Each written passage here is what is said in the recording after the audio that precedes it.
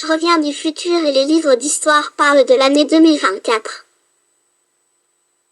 Dans le texte qui accompagnait cette photographie du futur, où on peut y voir les petites têtes de Macron, Véran, Castex, Blanquer, Darmanin, Dupond-Moretti, Schiappa, Bachelot, Castaner, Borne, Salomon, Buzyn, Sibeth Ndiaye, Édouard Philippe, Didier Lallemand, Bill Gates, Mark Zuckerberg, etc. Dans le texte qui accompagnait cette photographie du futur, on pouvait y lire « En dictature, nous y étions ». Perte de nos libertés. Perte de nos droits fondamentaux. Installation d'une milice politique, de censure. Instauration de la peur et de sanctions.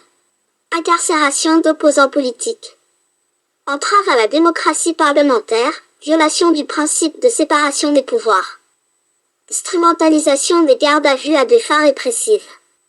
Utilisation des médias pour désinformer la population, de violences policières, de répression politique. Naissance d'injustices sociales, fiscales, écologiques, économiques et démocratiques.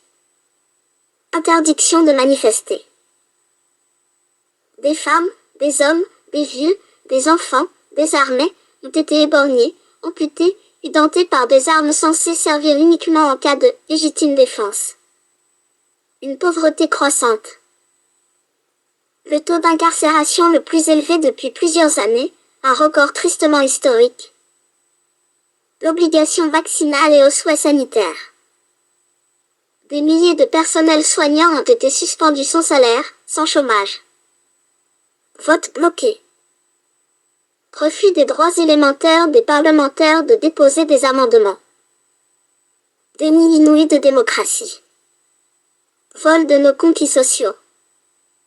Pillage des ressources naturelles. Mensonges d'État. Etc. Depuis de trop nombreuses années, nous luttions contre la destruction de nos conquis sociaux par les puissances d'argent et les gouvernements successifs qui les servaient. Les combats, les batailles, les ultimatums se sont succédés les uns après les autres, sans que nos voix, ni nos actions, même les plus massives, ne se voient sérieusement prises en compte. Le dialogue était bel et bien rompu avec le peuple, et avec les corps intermédiaires qui se battaient encore contre la régression sociale. La seule réponse que nous avions obtenue, c'est une répression inédite. Censé représenter le peuple, le gouvernement coûtait un véritable pognon de dingue. Quand le peuple hurlait pour ne pas crever, le gouvernement le gazait, l'incarcérait, le mutilait ou le tuait. Bref, le gouvernement était censé être une institution au service du peuple, mais il était une mafia au service des lobbies qui, au fil du temps, n'avaient fait qu'asservir et appauvrir la nation. Il fallait que cela cesse. Il fallait que cela s'arrête. Il fallait que le peuple retrouve toute sa souveraineté. Enfin, c'est fait.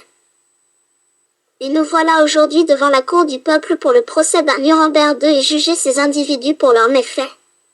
Dixit Ornella Vaudron alias Normi.